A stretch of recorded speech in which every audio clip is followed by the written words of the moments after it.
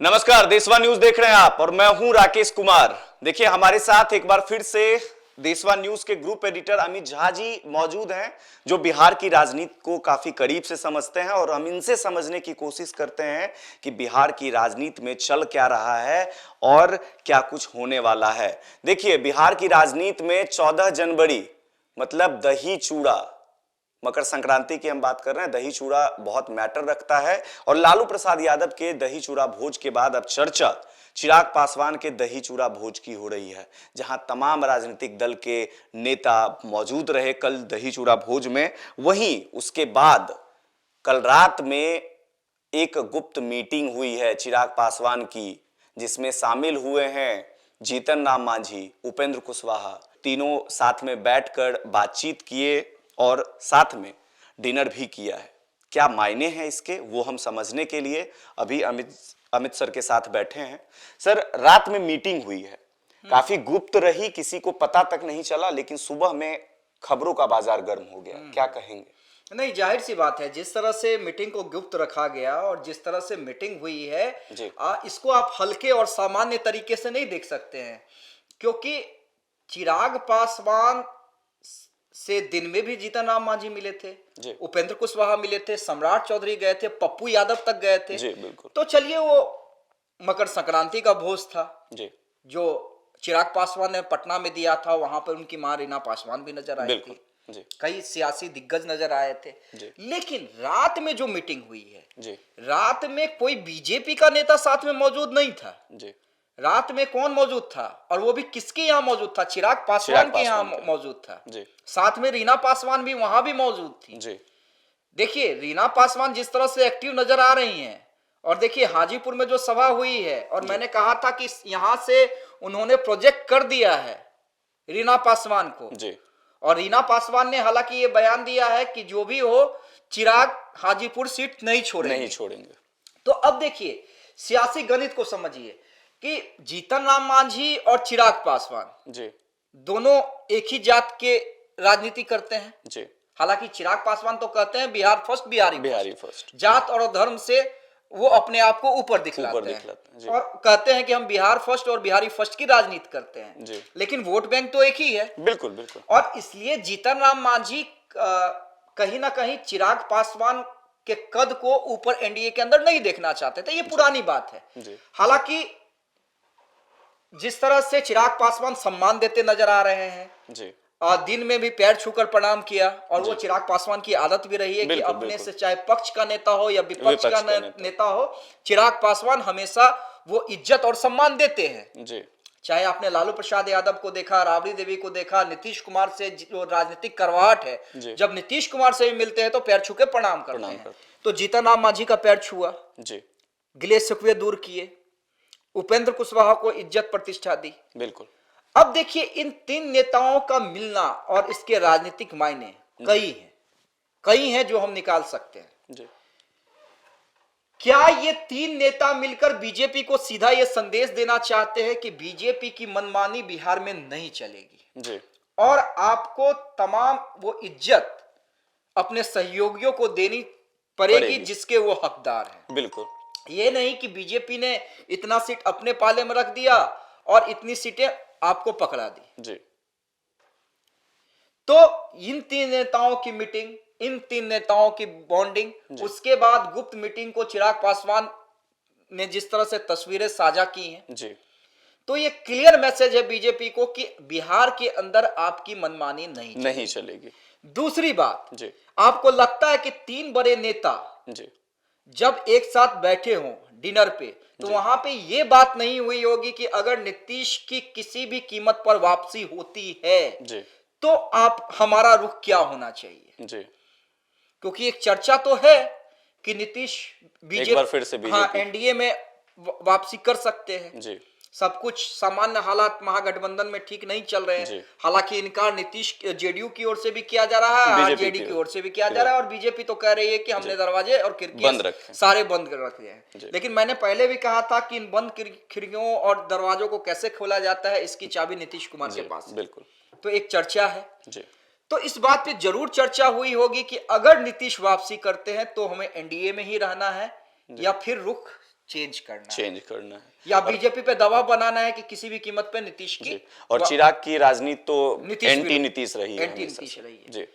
तीसरा सबसे अहम, पशुपति पारस। जी, मैं बार बार कह रहा हूं कि पशुपति पारस भी एनडीए का हिस्सा है। भले ही कल एनडीए के भोज में यानी चिराग पासवान के द्वारा जो भोज दिया गया था उसमें पारस कहीं नजर नहीं आए थे, क्योंकि एनडीए का हिस्सा होते हुए भी पारिवारिक जो स्थिति है वो काफी अब वो लोग दूर हो चुके हैं। आपने देखा होगा कि शादी में भी जब प्रिंस पासवान के भाई की शादी हुई थी वहां भी चिराग पासवान या रीना पासवान मौजूद नहीं थी।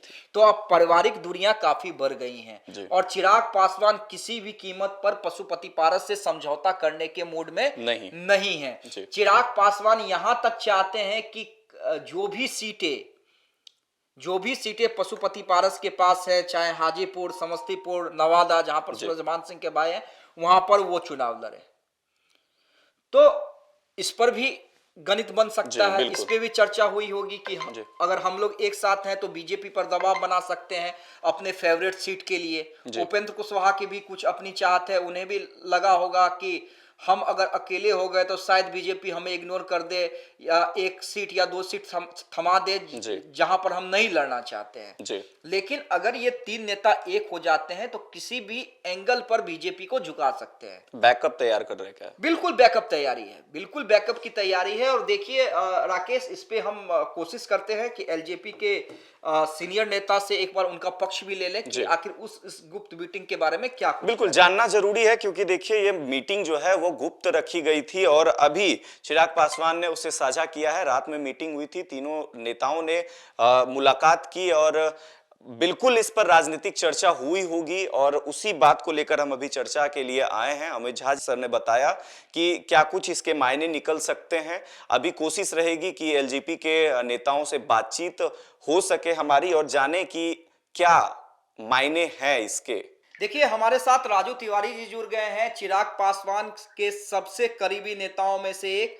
राजू तिवारी जी, जिस तरह से 3 नेता चिराग पासवान, जीतन राम मांझी और उपेंद्र कुशवाहा साथ में आपस में बैठे, तो इसे एक सामान्य शिष्टाचार समझा जाए या हम अपनी भाषा में कहें कि अगर ये 3 बड़े नेता आपस में बैठे हैं तो जरूर कुछ ना कुछ सियासी खिचड़ी पकी होगी। क्या कहना है आपका?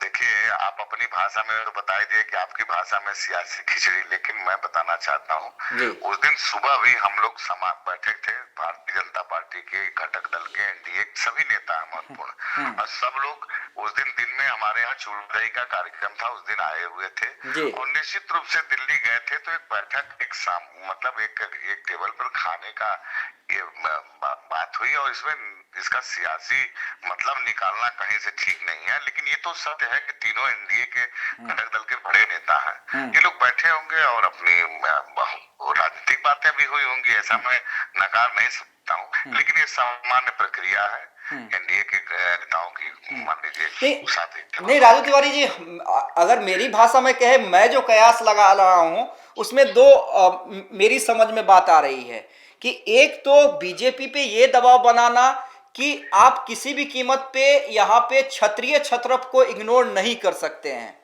क्या मैं सही हूं? नहीं, देखिए, दबाव बनाने की राजनीति हमारे एनडीए में नहीं होती है।